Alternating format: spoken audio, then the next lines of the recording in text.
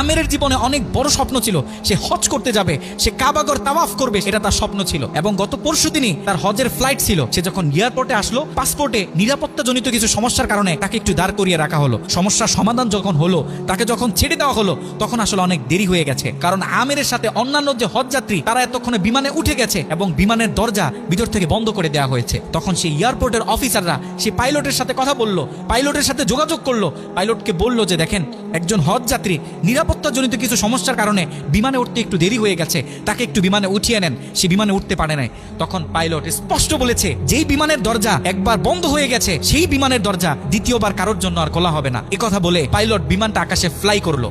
সেই অফিসাররা তখন আমেরকে বুঝাইতেছে, দেখো বিমান তো চলে গেছে, তুমি আর যেতে পারবে না, তুমি বাড়িতে চলে যাও, নেক্সট টাইমে তুমি হজে যাওয়ার জন্য ট্রাই করো। তখন সে আমাদের মুসলিম ভাই, সে হজ যাত্রী, সে কি বলেছে জানেন? সে বলেছে, আমি আমার রবের উপর পরিপূর্ণ তাকওয়া রাখলাম, আমি আমার রবের উপর পরিপূর্ণ আস্থা রাখলাম, আমি হজ করেই বাড়িতে ফিরবো, হজ না করে আমি বাড়িতে ফিরবো না। একথা বলে সে এয়ারপোর্টে দাঁড়িয়ে রইল। ঠিক কতক্ষণ পর সেই বিমান থেকে এয়ারপোর্টে মেসেজ করা হলো যে বিমানের ভিতরে যান্ত্রিক সমস্যা দেখা গিয়েছে, খুব ইমার্জেন্সি বিমানটা সেই এয়ারপোর্টে ল্যান্ড করতে হবে। বিমানটা যখন এয়ারপোর্টে ল্যান্ড করা হলো, যান্ত্রিক যে ত্রুটি, এই ত্রুটিগুলো যখন সমস্যা সমাধান করা হচ্ছে, তখন সেই অফিসাররা সেই পাইলটের সাথে কথা বলেছে যে দেখেন, কোনোভাবে এই যাত্রীটা একটু নেওয়া যায় কিনা, সে তো হজ করার উদ্দেশ্যে বাড়ি থেকে বের হয়েছে, সে তো বাড়িতে যেতে চাচ্ছে না, হজ না করে তাকে একটু নিয়ে নেন।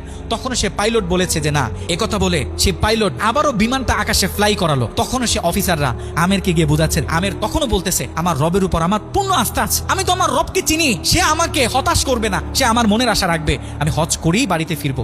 একথা যখন বলতেছে, এর ঠিক কিছুক্ষণ পরে আবারও সেই বিমান এয়ারপোর্টে মেসেজ করলো যে বিমানের ভিতরে এখন আগের চেয়ে বেশি কিছু যান্ত্রিক ত্রুটি দেখা গিয়েছে, বিমানটা আকাশে ফ্লাই করতেছে না, বিমানটা এমার্জেন্সি আবার এয়ারপোর্টে ল্যান্ড করতে হবে। বিমানটা যখন এয়ারপোর্টে ল্যান্ড করলো, তখন সে পাইলট নিজে বিমান থেকে নেমে সে অফিসারদেরকে বলতেছে, সে হজ যাত্রী কই, যাকে ছাড়া আমরা মক্কার উদ্দেশ্যে রওনা দিলাম, তাকে আমার হাতে তুলে দেন। আমি যতটুকু বুঝতেছি, তাকে ছাড়া এই বিমান যতবারই আমরা আকাশে ফ্লাই করব, মক্কার উদ্দেশ্যে রওনা হব, আমার মনে হয় না যে এই বিমান স্বাভাবিকভাবে মক্কাতে গিয়ে পৌঁছাবে। তখন সে পাইলট সে আমেরের হাত ধরে নিজে নিয়ে সে বিমানের ভিতরে বসিয়ে দিল।